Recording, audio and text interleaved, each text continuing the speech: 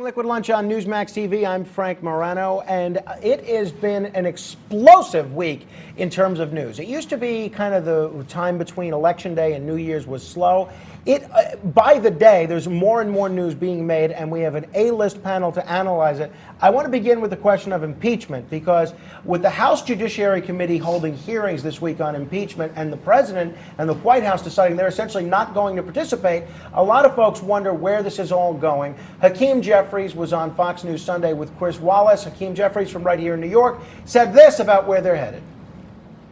None of the bipartisan support that Speaker Pelosi said for months was essential to impeachment. Well, the most recent poll that I saw actually had 50% of the American people supporting the impeachment inquiry and the potential removal of the president, 43 opposed. More significantly, I think 70% of the American people indicated that the president did something wrong. That said, our job is to follow the facts, apply the law, be guided by the U.S. Constitution, and present the truth to the American people, no matter where it leads. Here to help us break that down and a number of other issues in the news, we have on the left, veteran radio and TV talk show host Richard Bay, and on the right, former candidate for New York City public advocate, Republican attorney Manny Alicandro. Gentlemen, welcome. Thank you. Thank you. Thank you. So, what about that, Richard? Nancy Pelosi had been saying pretty consistently for a while, we're not going to go forward with impeachment until some bipartisan consensus among the public emerges towards impeachment. We still see everybody pretty much in their boxes. Republicans don't think he should be impeached. Democrats do. What's changed? Why are we going forward with this? Because the circumstances and the facts changed. Frankly, I think they had a case for impeachment on obstruction of justice before this solicitation of foreign interference in a U.S. election. And, you can't, how could you have a bipartisan approval of something before you know all the facts of something? So you have to present you're of them the kind first. of the Hakeem Jeffries view of let's see where the facts go and then I let's... think it's pretty clear already where the facts have gone. Well, that's what I'm saying. The facts aren't really in dispute. So I think Right. Hakeem Jeffries was being a bit disingenuous there. About what? Either you're for impeachment based on what we know or you're not. He's basically Well, saying... there may be more bombs to fall. I mean, Lev wants to testify before Congress. Lev Parnas, the Giuliani associate. Bolton may come forward. We don't know.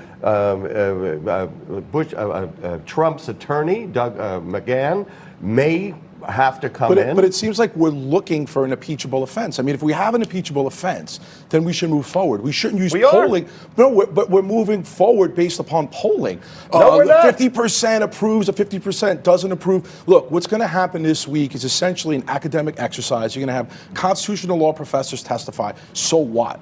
Okay, at the end of the day, if we have an impeachable offense or impeachable offenses, we should move forward. There seems to be tremendous reluctance to me because I think this whole thing is a circus and a sham. Don't blame Hakeem Jeffries for answering the question, because the question was about the polling. Let me ask and you, his insistence that it be bipartisan. No, it's not my No, it's not insistence. Hakeem. But Nancy you brought Pelosi. it up. Yeah, but Nancy Pelosi talks about it all the time. I know. Well, that's what she said. She's not saying that so much now. Manny, let me ask you the other aspect of what Hakeem Jeffries said there, which is that whether or not this was impeachable, that what the president did was wrong.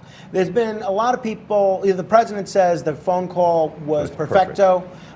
Do you think, even if you don't think that it was impeachable conduct, do you think that it was wrong what he did? I don't think it was perfecto. Let's get the facts out, from my opinion, right? Personally. But I don't think it's impeachable, okay? We have to stick with the law and the Constitution. We have to focus on high crimes and misdemeanors. I'm not sure if that phone call rises to that level. We can't make more of it than what it is. We have the transcripts.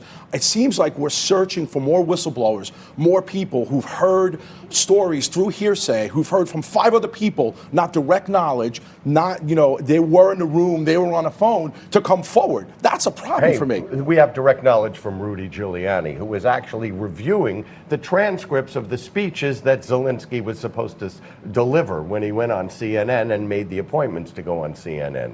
So, frankly, when I look at this, there is only really one way out for Trump, and that is to cut Giuliani loose and say Giuliani was running a rogue foreign policy operation, except that Trump kept saying, talk to Rudy, talk to Rudy. But so let's say the House goes forward, as appears likely, with impeachment, and they impeach him, and then they have a trial in the Senate where it appears... They won't have a trial. Well, they'll have a vote, okay? They're predetermined. They'll have a vote. So let's say they have a vote in the Senate, and then they vote not to remove him from office. Then where do we go from here? It's over, right? Yeah, pretty much. It's a nothing burger. So if that's the most likely scenario, why not just let the voters make their determination? Because you have to get the facts out there, and people have a duty to pursue an impeachment vote when they see something that qualifies for impeachment. And I would say to my buddy over here, he should go back and see what the Founding Fathers said about impeachment. Part of it was the influence of foreign nations on an American election, the influence of bribery and obstruction of justice. They all discussed those things. Hamilton, to play Hamilton, we love Hamilton, right? Hamilton, one of our founding fathers in the Federalist Papers, talked about bribery from the perspective of the president being bribed. And he also talked about leader. foreign influence. But what is the foreign influence? I don't see the direct correlation with this to get phone an call. announcement to go after Joe Biden and to go after this delusional thing that the DNC server is in Ukraine. Now you're pivoting. And I'm not pivoting. That's exactly what Trump said. He said, I heard CrowdStrike was owned by a Ukrainian. It's an American company since 1994. Look, the Democrats have the votes to but you impeach didn't in the answer House. what I just said. Is CrowdStrike an American company? Is it yes or no? Trump says it's not. So it's not Manny's job to be a lie detector. But what Trump says, what Trump asked them to investigate is Trump is. I've been to many, many psych wards in my day, not as a patient, but as a visitor. People in psych wards try to pull you into their delusions. And that's just what Trump has done to the entire Republican Party. So if he's delusional, that's an impeachable offense? No, but asking a foreign leader to pursue his delusion for domestic political purposes is an impeachable offense. Let me ask you this. If it is an impeachable offense, if the House moves forward with impeachment and moves to the Senate, why won't they try and convict to remove him? Because Senator Corker was right. The Republican Party is no longer a party of principles and ideas.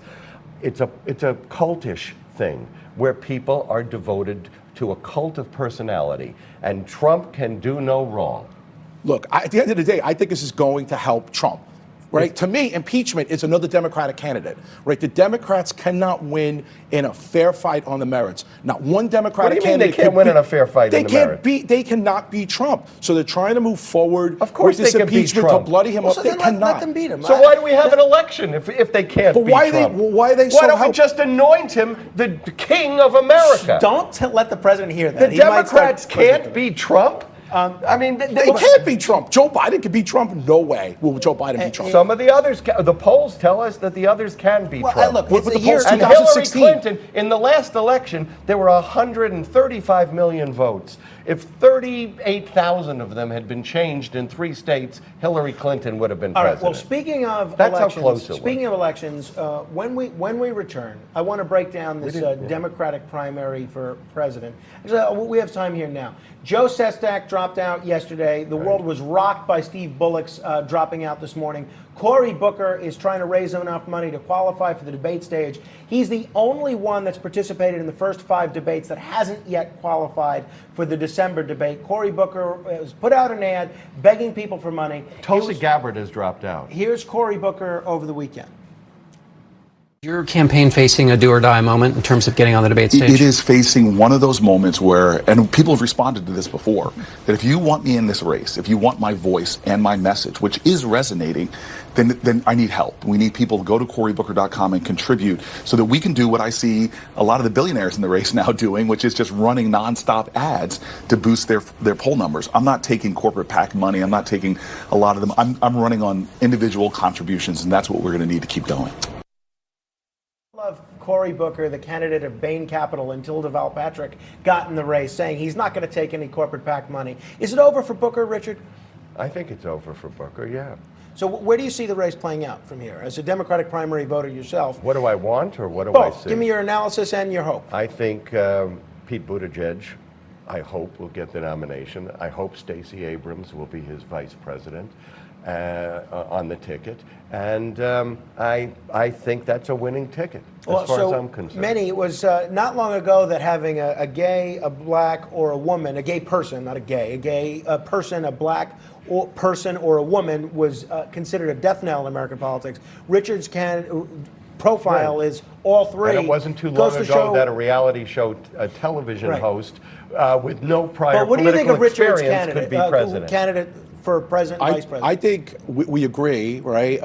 Booker will be out very shortly, right? I think we both agree on that. So you might want to ring the bell. We have some agreement. There you go. Okay. But with regard to Pete Buttigieg, I think Pete has a good shot at winning Iowa. I'm not sure, longer term in a primary. Okay. I think the party will coalesce around Biden for two reasons. One, I think Hillary will support Biden, and I think Obama will support Biden. So he has those two factions. Publicly. Eventually they will. And what's going to happen is, what's important now are these candidates who have 1%, 2%, 3%. Andrew Yang eventually will drop out. Where does his support go? No. We don't want Andrew Yang dropping out. I'm counting on that $1,000 a month that he's promised us. What about my $1,000? the UBI's great. We're going to find out when we return what Richard's going to spend all those tobacco bucks on. I have a feeling the Andrew Yang $1,000 that I'm getting might be more realistic than the Richard Bay $1,000 that he's getting from John. We'll find out when we come back. You're watching Liquid Lunch on Newsmax TV. No flipping.